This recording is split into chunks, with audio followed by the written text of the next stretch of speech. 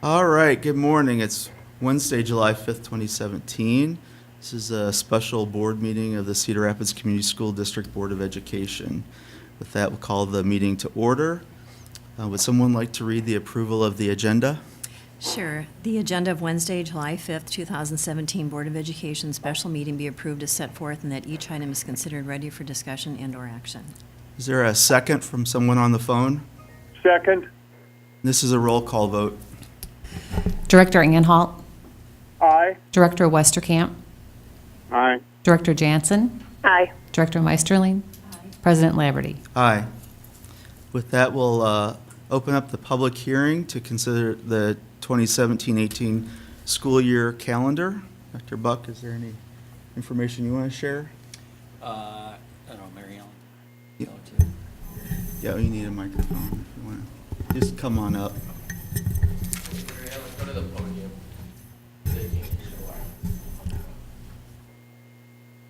Sure. So it was brought to my attention just recently that the pending calendar for the 17-18 school year had one too many teacher workdays on it. Our current teacher contract has 191 contract days with one additional day for professional learning, so 192 days. When we began going by hours on our calendar for our students, it became a little bit more complex to get the hours for the students and then the days for the teachers aligned. However, it was just an oversight on my part that we had an extra day. So what we did when we realized that was that we looked at a few different options, one of them being modifying the teacher's last work day and moving that back one day, as well as moving the last student work day back one day. Another was looking at the professional learning day that was in mid-January and using that professional learning day as a having that day not having teachers not report that day. However, based on the information as far as professional learning and its how professional learning impacts instruction and student learning, we thought it was important to have that full day for professional learning. There are only 2 full days throughout the school year for professional learning.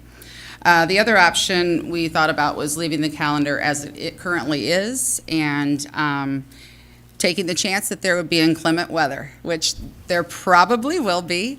However, I think taking that chance, it could be an expensive chance if we chose to do that. It's about $560,000 a day for the teachers for the pay.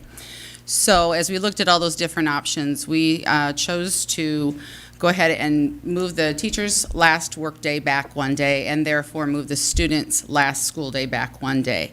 The state of Iowa requires that you have 1,080 hours for students per year. We currently have 1,111 hours per year. So it's 31 hours over what is required by the state. That's the minimum that's required by the state.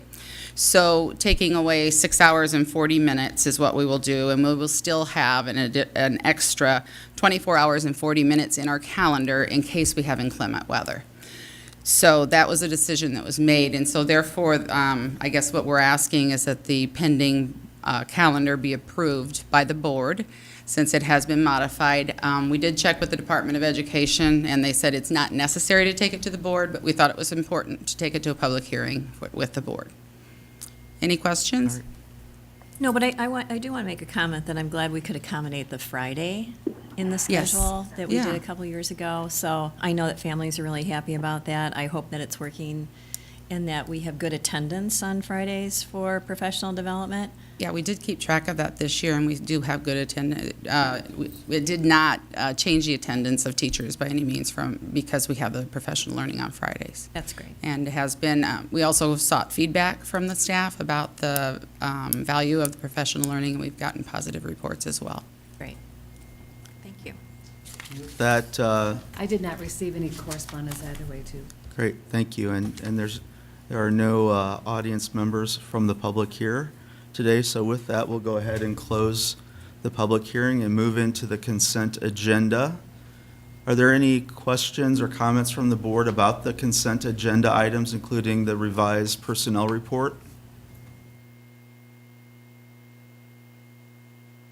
Hearing none, is there a motion to approve the consent agenda as modified with the personnel report.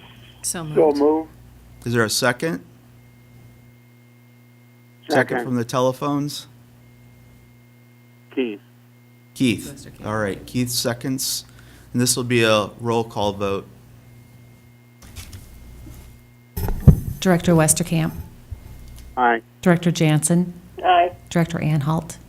Aye. Director Meisterling. Aye. President Laverty. Aye. With that, the meeting is adjourned.